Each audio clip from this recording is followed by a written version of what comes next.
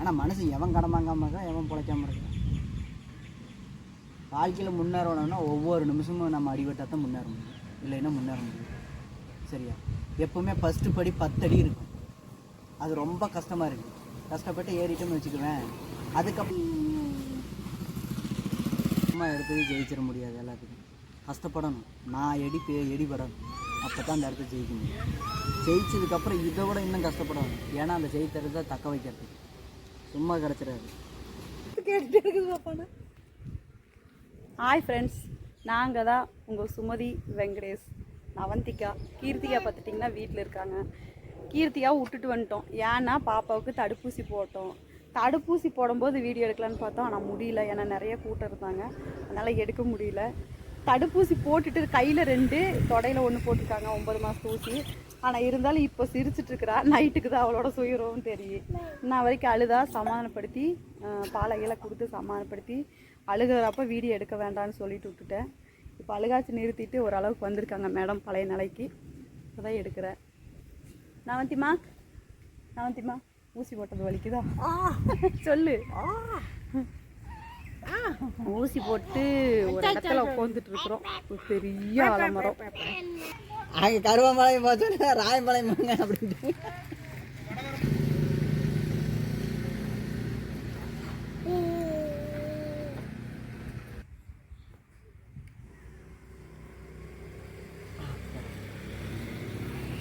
இங்கே ஒரு பெரிய ஆலமரம். ஏமாம்மா, அந்த காலத்து பெரிய ஆலமரம், அந்த காலத்து ஆலமரம்னு நினைக்கிறது.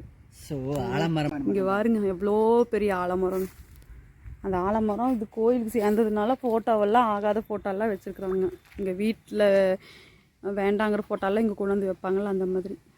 ஏன்னா பெரிய ஆலமரம்.